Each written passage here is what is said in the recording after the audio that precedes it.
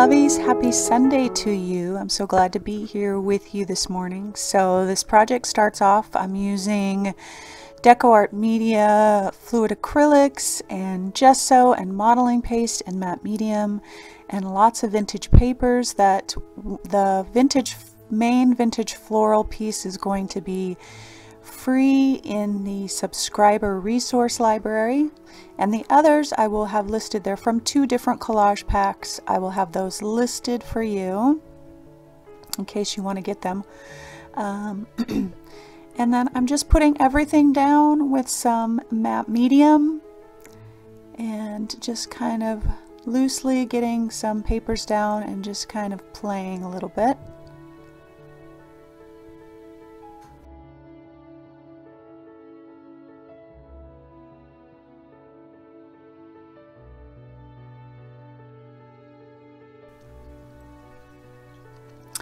So now I always get asked why I do this. I'm mixing gesso and modeling paste.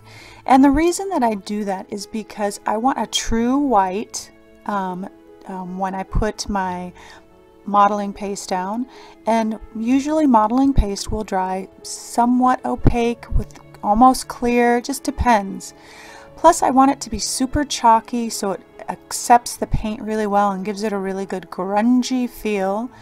Plus it kind of it lightens up the modeling paste, and I work fast, I say that often, so I want it to dry fast. So that's why I mix the modeling paste and gesso together, and it gives me the right consistency I want, dries fast and super white, which is what I want because I want that to really show up and get the color on there and behind it, and so that's why I mix those two. So I'm using Geo Leaf and Geo Web stencils right now to just kind of work my way around to get some interest going, and this is a Wildflower 2 stencil.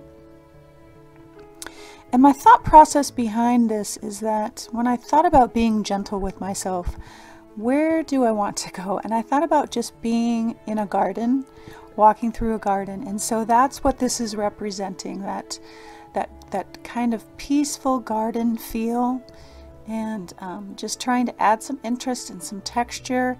And I use the garden leaf because it's kind of got that organic feel. Same with the web. You'd see cobwebs in the garden, that kind of thing. So everything has a meaning. It always usually does.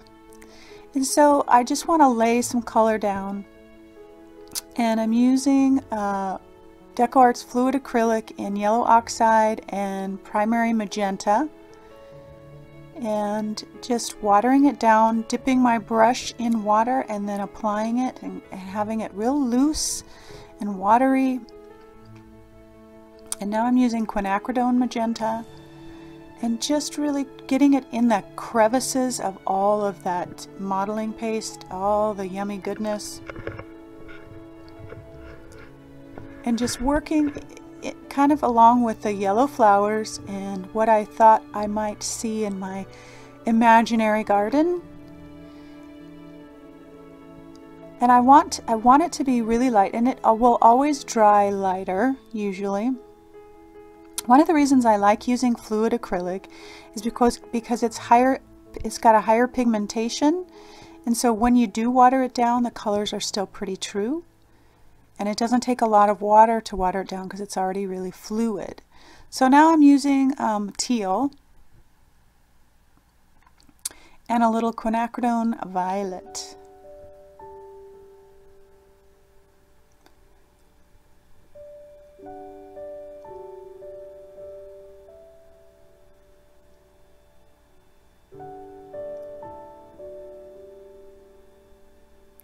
And it's always a dance getting the colors right. I squint a lot, I'll step away, I take pictures with my phone to see if there's spots that are glaring or needs more color. It's always a dance. And now it's dry, and I'm taking some alcohol and I'm wiping back the paint, and it gives it this real scratchy feel. It highlights all of the raised areas that were caused by the modeling paste and gesso, and I just love the look. It lightens it all up. And now I'm gonna grungy it up. Of course I am. And just adding some burnt umber and water and just getting down in those crevices again, just to kind of grungy that up, grungy the corners. And I will wipe this back to just kind of bring back the highlights of that modeling paste and that gesso, because I don't want it to get lost with everything that goes on.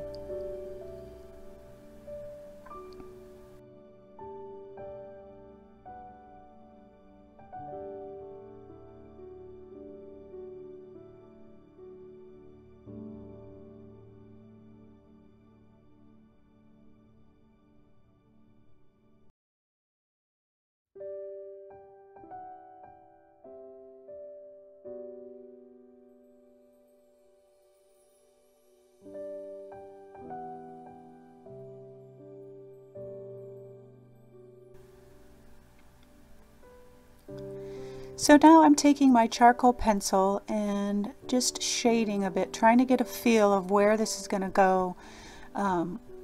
Wanting to shade that, and really right now it looks really flat, and there's not necessarily, the flowers are a focal point, but they're really pushed back. And so the charcoal and any shading that I do, because I'll shade with my Inktense pencil here in just a little bit, any of the shading that I do, what I'm focusing on is making that focal point, making it stand out, bringing it to the front and bringing the eye right to it. So I've got my background, and that's all wonderful and beautiful, and so now I'm really working on the foreground, the focal point, bringing everything to life, and that's what shading does for me.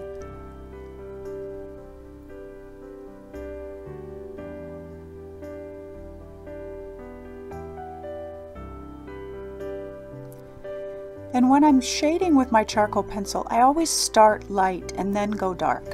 The nice thing about working with charcoal pencil is that you can always remove it with alcohol ink or water if you don't like it. So that's why I like it. And then I start light and go darker. And so once I started getting everything kind of shaded in, I felt like it needed more contrast. Everything was too much the same. So I added that teal. And then I went back in with my Inktense pencil and used it. And I love, I don't always use it for shading, but for this particular piece, I wanted it to be really dark and watery because that was the background. And so that's why I went to my Inktense pencil, so that I could get some really good dark shading and still have it look congruent with the rest of the watery kind of grungy background. Plus, the Inktense pencil gets in places that my charcoal pencil couldn't really get to. So all of those crevices, I can get a line of pencil in there and then water it down, and it just brings all of that out.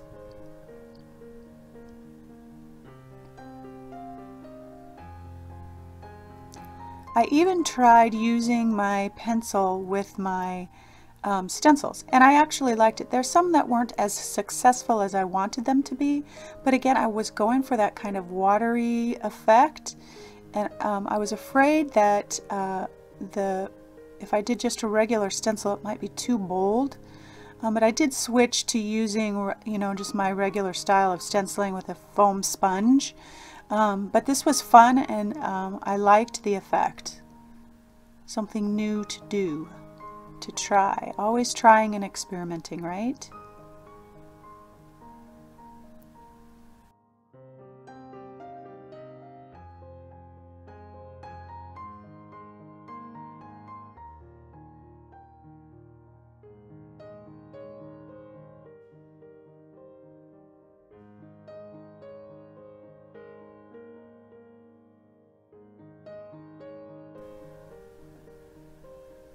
The one thing to know about the Inktense pencils too is, like I said with my charcoal pencil, if I don't like something, I can take water to it and get rid of it. Once the Inktense pencils dry and are, you know, heat set, they will be permanent, so they'll be harder.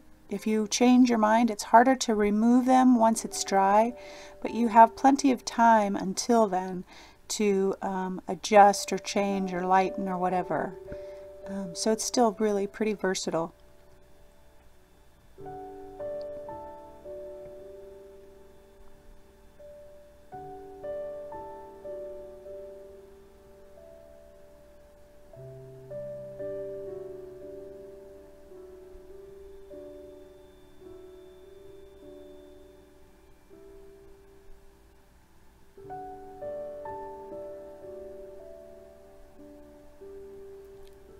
So now I'm adding, so the top corner looked empty and it just needed something, and right now I'm in the process of trying to find that sweet spot where I know I need some contrast, and I'm trying to add that without really making the piece super crazy and busy.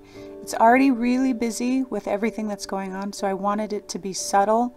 So I brought in the butterflies with some umber and some black mixed in together to just again create contrast, to move your eye around the piece. White and black will tone down and create contrast, and so that's the process that I'm doing now. I'm adding those little details that really brighten up that piece, make it kind of pull together and add contrast.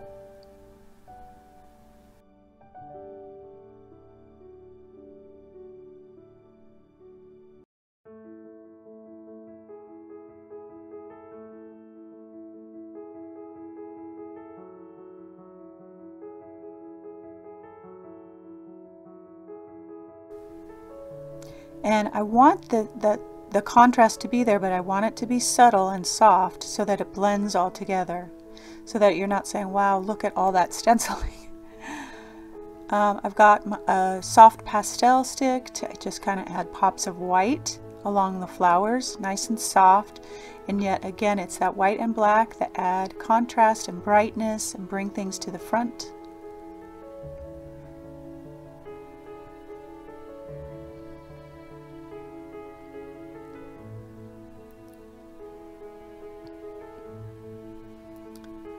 I'm going to add my letters here, my phrase, be gentle with yourself.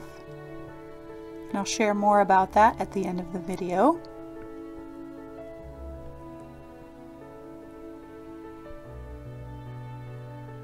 And now just the last finishing touches here. I'm using Mini Doodle stencil. Again, adding that contrast, white and black, just again to brighten things up, to move the eye around the piece, to give it some interest so that everything doesn't look exactly the same. And that is it, my friends. Thank you so much for being here and stick around. I'm going to talk about being gentle with yourself.